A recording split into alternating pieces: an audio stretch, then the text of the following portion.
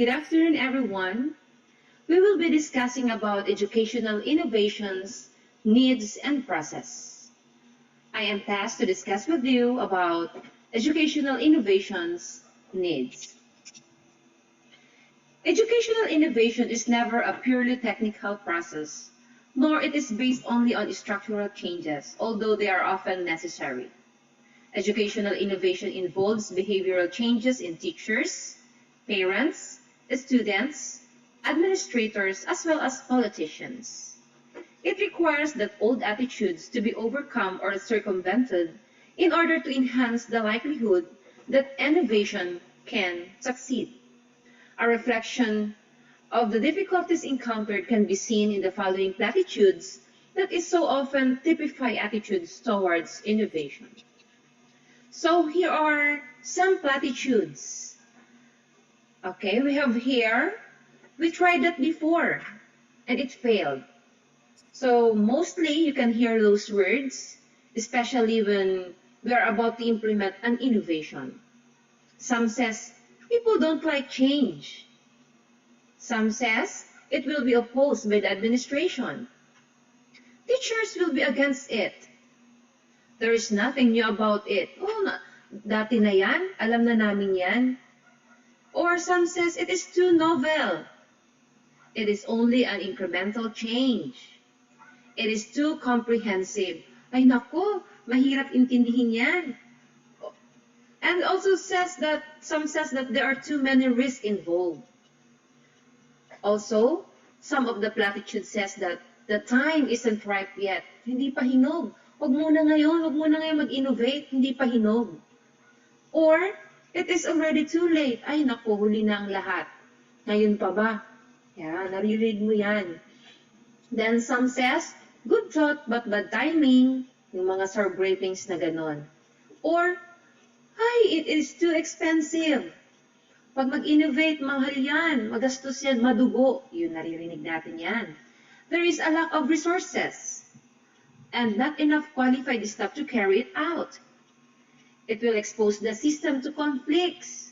Yan. Ay nako, imbis na maayos yung sistema natin, pag may innovation tayo, ay mag-create lang yan ng conflict. Or, it's not broken, why fix it? Yan.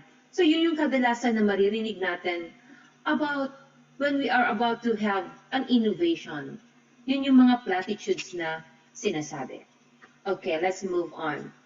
So during the decade of the 1980s, a flood of reports on education appeared, which expressed great disappointment in unfulfilled promises and called for serious and far-reaching changes.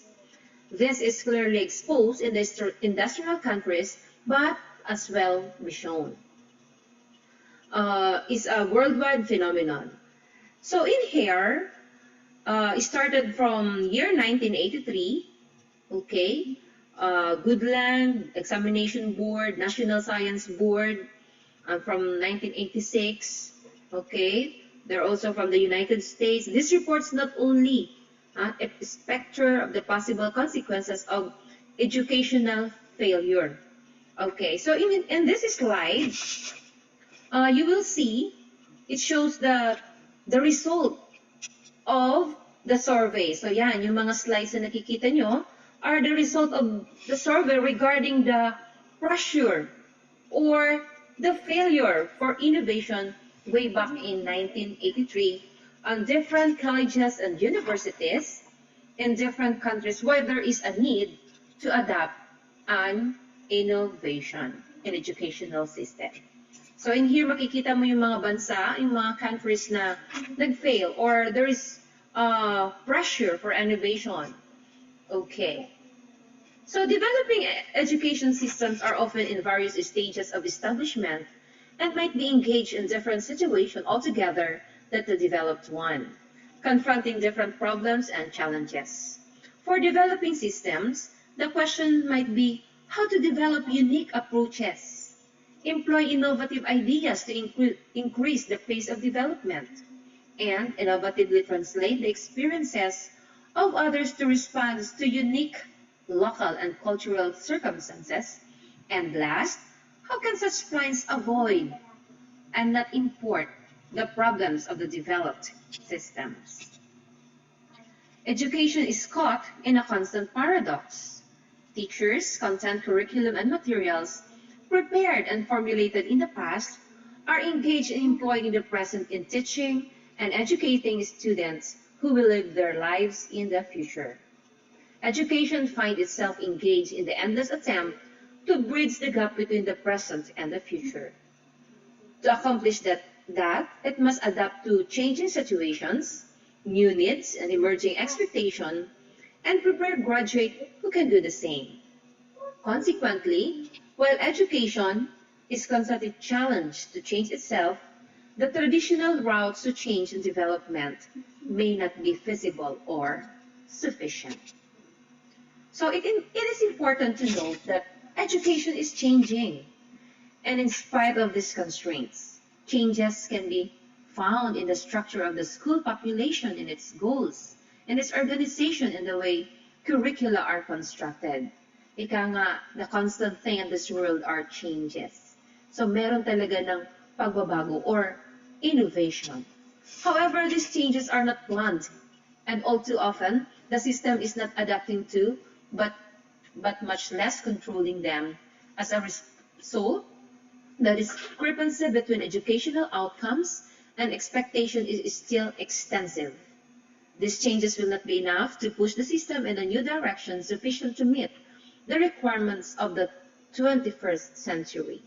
So these slides are very self-explanatory, and I know that it can help a lot by simply scrolling and reading it. Okay, and the next slide, comprehensive planning, leading to nationwide educational reforms, some of them innovative in nature, in one way to introduce educational innovations. The line between reform and innovation is very hard to draw. Educational reforms may be seen as major efforts which call for legislative approval. Defined in this way, restructuring the educational grade configuration of schools, or developing a voucher system, or introducing nationwide changes in curriculum, all would be seen as educational reform. So there is no intention here to discuss comprehensive educational reform which occurs on a national scale. So here, similarly, the well-known planning, research, development, and diffusion will not be discussed. So to be compatible with its unique educational setting, educational innovation has to move away from the rigid systems orientation with its emphasis on control and monitoring functions. Furthermore, the route to innovation cannot and should not be based solely on the rational orientation to planning embedded in the comprehensive and the PRDD approach. A special emphasis, therefore, will be put on the development of lineage strategy and the improvisation passageway to educational innovation. So innovation is the inducing of functional changes in new ways. It is the reworking of familiar fields of action to new circumstances and the creation of new ways of perceiving and approaching problems. Meaning, in part, innovation can be explained as the exploitation of opportunities and possibilities in creative manners which calls for improvisation. In larger part, innovation is the result of pre-prepared action, planning, okay. And likewise, innovation relies on the orientation towards flexible adaptation, experimentation, and guided change. So when dealing in innovation in education, it is important to clarify that one-time, all-encompassing revolutionary innovations. So, my second-order innovation, my first-order innovations na tinatawag. So, first-order changes are solutions to qualify controlled problems and are made on the assumption that existing organization goals and structures are basically adequate and policies and practices alone need correction. Then, the second order, they are often a product of a crisis mechanism wherein no change occurs until a disaster looms. So second order changes involve a vision of what ought to be that is different, that which is embedded in the existing organization. Putting those vision into practice may alter fundamental rules, routines, and relationship within the organization. So such changes will be labeled as solutions to design problems since they are oriented to redesign the whole education system. So, but distinctions between first order and second order changes might not be so obvious on the practical level. Small innovation may often result in meaningful changes, although they may have been designed only to modify the existing structures. At the class level, teacher might develop unique teaching methods, new ways of team teaching, creative solutions to optimize expensive laboratory equipment. And none of these are educational revolution, but are creative solutions to urgent needs. Good enough, fellow teachers, that in our subject with Sir Alfonso Garcia, that we have an FB page where we can post our innovation in our school, in our workplace, that it can help a lot. Malaking tulong po na meron tayo ng mga pinupost kung ano yung mga innovation na pwede na namin ma-adapt sa sarili naming school.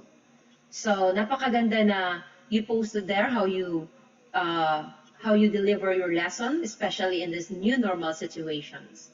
So that is very good.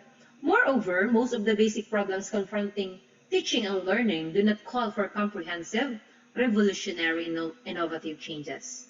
Such changes have been described as metamorphic and are only for theoretical interest, as this type of dramatic system modification is almost never encountered in the real world of education.